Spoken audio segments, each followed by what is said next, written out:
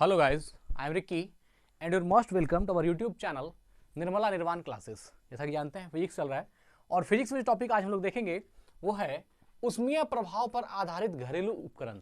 ऊष्मीय प्रभाव पर आधारित घरेलू उपकरण, उसमें आज हम बात करेंगे विद्युत बल्ब की।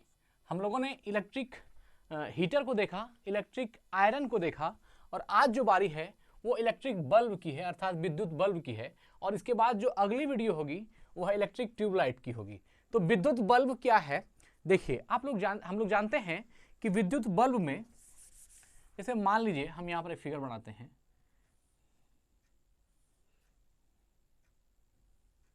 ये इस तरह की संरचना होती है इसके अंदर और इसके ऊपर जो है टंगस्टन का एक फिलामेंट लगा होता है। मान लीजिए यह एक बल्ब है।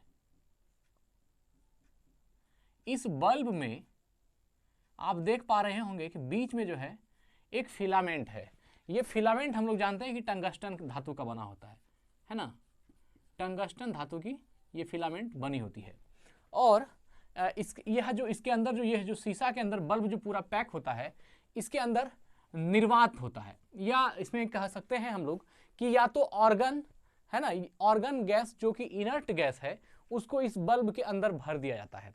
जैसा कि हम लोग जानते हैं वह इसलिए किया जाता है कि देखिए, जैसे मान लीजिए कि टंगस्टन की जो बनी हुई फिलामेंट है, इसका जो गलनांक है ये उच्च होता है। उच्च गलनांक होने के कारण यह जो है कभी कभी क्या होता है, इस बल्ब के अंदर ऑक्सीकरण क्रिया करती है और उससे क्या होती है, जो बल्ब की दीवारें हैं वो ब्लैक हो जाती है, काला काला हो जाता है। इसको ब्लैकनिंग कहते हैं, ब्लैकनिंग हो जाता है। तो जिससे कि प्रकाश जो है बाहर नहीं आएगा। बल्ब का दीवार अगर काला हो गया तो यह सोचने वाली बात है कि प्रकाश बाहर कैसे आएगी।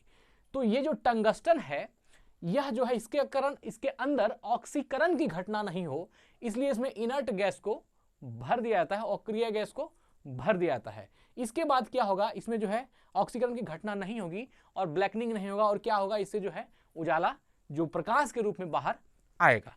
तो विद्युत बल्ब में जो मेन काम है वो किसका है, टंगस्टन का। तो आइए इसको समझते हैं। विद्युत बल्ब का आविष्कार थॉमस एल्वा एडिसन ने किया था। यह विद्युत बल्ब का आविष्कार किसने किया था, थॉमस एल्वा एडिसन ने। एडिसन साहब ने बहुत ज्यादा ट्राई किया, बहुत ज्यादा इसको विद्युत बल्ब तो आज हम लोग आसानी से यूज करते हैं, लेकिन इसके पीछे कितनी मेहनत की गई है, इसके खोज के पीछे, वो तो एडिसन ही बता सकते हैं, जो बहुत ही ज्यादा, बहुत लगातार मेहनत, लोग इनको पागल करने लगे थे, लेकिन फिर भी इन्होंने जो विद्युत बल्ब का आविष्कार किया, आज हमारी जिंदगी को कितना आसान कर देती है ये चीजें। तो इसका आविष्कार, विद्युत बल्ब का आविष्कार थॉमस एल्वा एडिसन ने किया। इसमें टंगस्टन धातु का फिलामेंट लगा होता है। इसी फिलामेंट की बात की जाती है जो टंगस्टन धातु की बनी होती है। इसमें टंगस्टन धातु का फिलामेंट लगा होता है। टंगस्टन के ऑक्सीकरण को रोकने के लिए, टंगस्टन के ऑक्सीकरण को रोकने के लिए बल्ब के अंदर निर्वात कर दिया जाता है ना, वैक्यूम कर देगा कि यह जो टंगस्टन है ये रिएक्शन नहीं करे, इसलिए बल्ब के अंदर क्या कर दी जाती है, वैक्यूम कर दी जाती है, निर्वात कर दिया जाता है।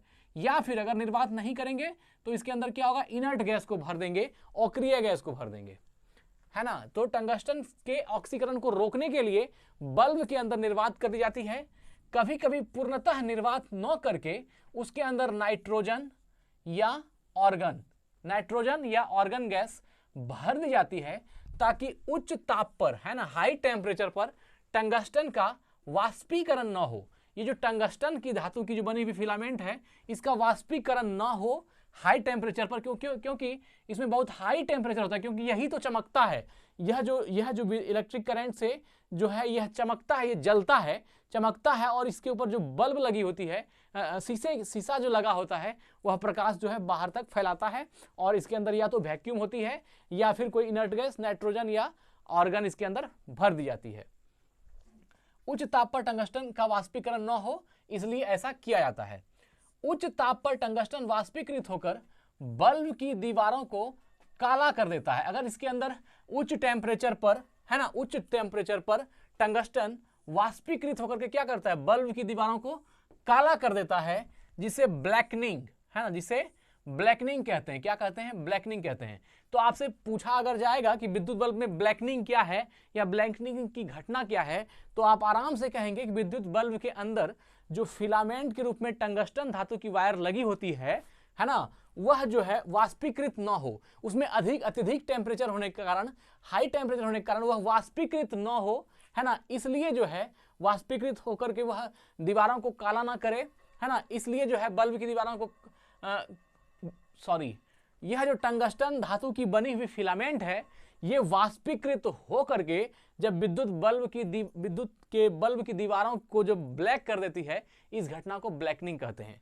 जब विद्युत बल्ब में फिलामेंट जो टंगस्टन के रूप में होता है वह ऑक्सीकृत होकर, या कह सकते हैं वह वाष्पीकृत होकर बल्ब की दीवारों को जो काला कर देता है, इस घटना को, है ना, ब्लैकनिंग कहते हैं।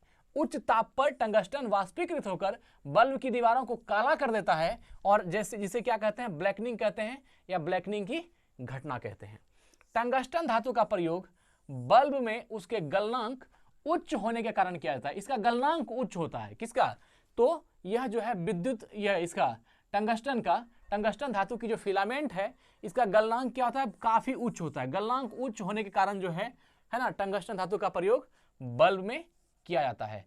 तो टंगस्टन धातु का प्रयोग बल्ब में क्यों किया जाता है, क्योंकि टंगस्टन धातु का जो गलनांक है ना, जो गलनांक है, मेल्टिंग पॉइंट है, वह क्या होता है, उच्च होता है ना। गलनांक उच्च होने के कारण जो है विद्युत बल्ब में टंगस्टन धातु का इस्तेमाल किया जाता है।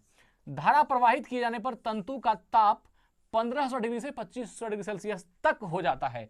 देखिए, जब इसमें धारा प्रवाहित की जाती है तो धारा प्रवाहित होने के साथ ही क्या होता है, तंतु में अर्थात उस फिलामेंट का जो टेम्परेचर होता है वह 1500 डिग्री सेल्सियस से 2500 डिग्री सेल्सियस हो जाती है। अब इतना हाई टेम्परेचर पर भी यह गल नहीं रहा है, तो इसका गलनांक क्या है, उच्च है, किसका, टंगस्टन का। तो धारा प्रवाहित किए जाने पर तंतु का अर्थात फिलामेंट या मतलब टंगस्टन का तापमान कितना हो जाता है, 1500 डिग्री सेल्सियस से 2500 डिग्री सेल्सियस तक हो जाता है।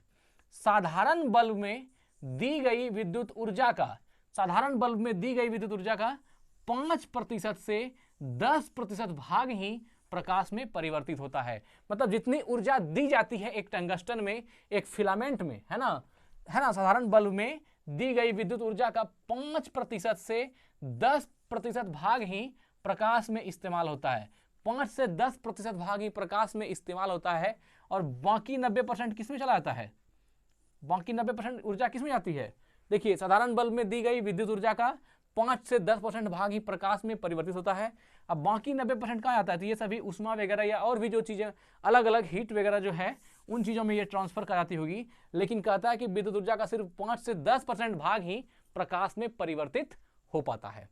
तो मित्र, आज हमने देखा विद्युत बल्ब, इलेक्ट्रिक बल्ब क्या है, टॉपिक था उसमें प्रभाव पर आधारित घरेलू उपकरण। तो ठीक है, आज वीडियो को यहीं एंड करते हैं। स्वस्थ रहें, अपना ख्याल रखें। जय हिंद।